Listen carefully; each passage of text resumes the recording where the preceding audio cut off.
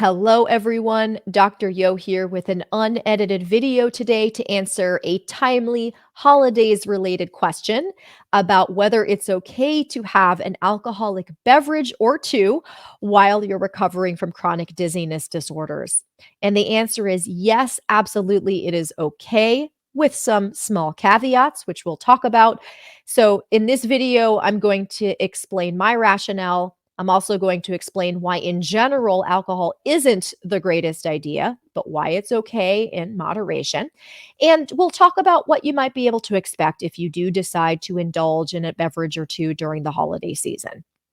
So, the reason that advocacy groups and physicians will often tell you to avoid alcoholic drinks is twofold. First of all, alcohol is a form of stress on your body. And we know that stress plays a huge role in this, whether you believe that it plays a central role, as I do, and I talk about a lot on my channel, or whether you just take a more conventional approach and think of stress as a contributor. Things that stress your body, that make your body less able to cope with your environment, not the greatest idea. And we also know that alcohol has a direct blunting effect on neuroplasticity, so on your brain's ability to adapt to its environment. And of course, that's what we're after here with recovery. So, long term, constant alcohol use, not a good idea. Beyond that, alcohol is also a vestibular suppressant, which means that it temporarily turns off your vestibular system. This is why sometimes people have symptom changes when they drink, which we're going to talk about. But it's also why, again, daily or high level consumption of alcohol isn't the greatest idea because it makes it very difficult for your brain to adapt when your vestibular system is offline. So, regardless of the source of your dizziness, ultimately our goal is what? To help the brain coordinate the three senses associated with your balance system: your eyes, ears, and sense of touch. And if your ears are offline, it's very hard to teach your brain to use your ears effectively. So, all of these are good reasons not to drink heavily, not to drink all the time. Okay.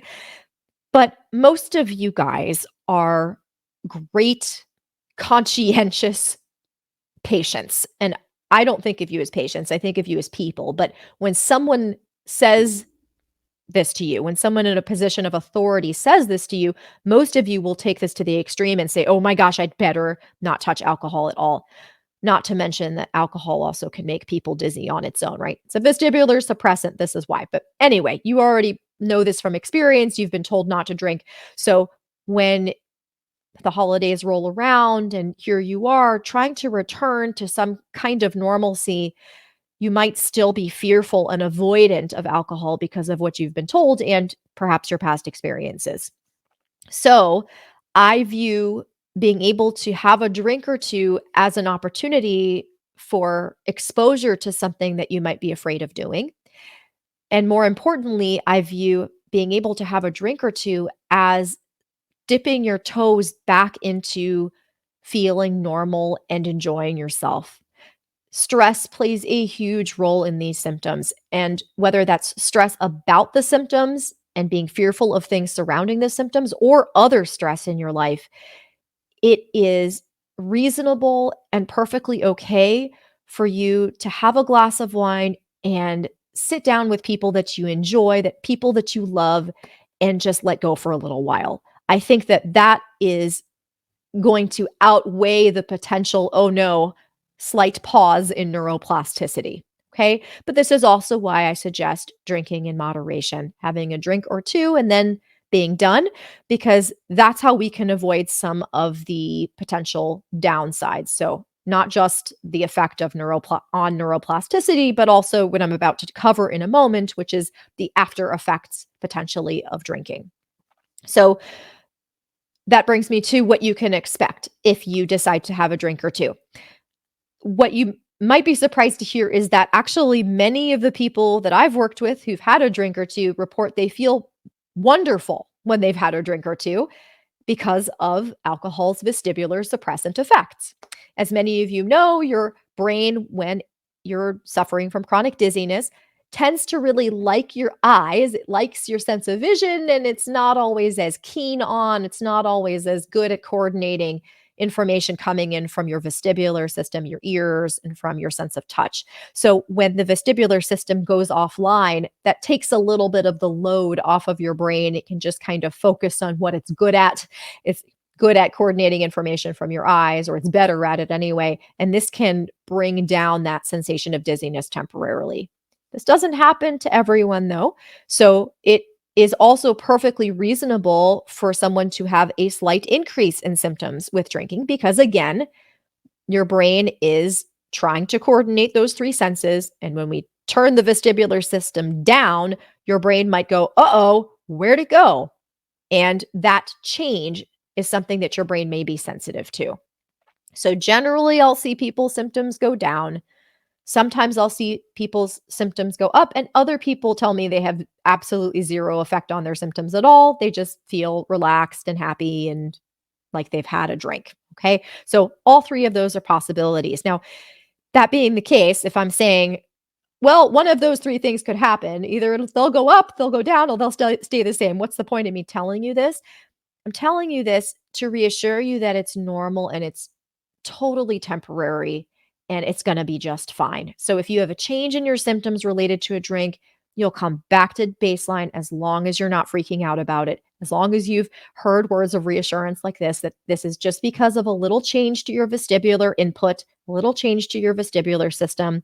If your brain's sensitive to it, that could change things temporarily, but you're going to come back down to baseline after that, especially if you don't overdo it on the drinking. And this comes back to what I was saying, minimizing the negative effects. You're going to recover from chronic dizziness, even if you have more than two drinks. But I'd like you to have a good day the next day. And some people have a little bit of a rebound after the vestibular symptoms come down a little bit. After that vestibular suppressant wears off, the vestibular system bounces back, and then the brain's like, oh, it's back. Oh gosh, what do I do with this? And that can lead to a little bit of a blip, a little bit of an increase in symptoms. Totally normal. Things go right back down to baseline again when people don't freak out about it. So that's super important. But the the more resilient your body is, the less in fight or flight your body is the next day. So not being hungover the next day is going to be much more productive. It's going to be much more likely to lead you to coming back down to your baseline within a very reasonable, really quick period of time.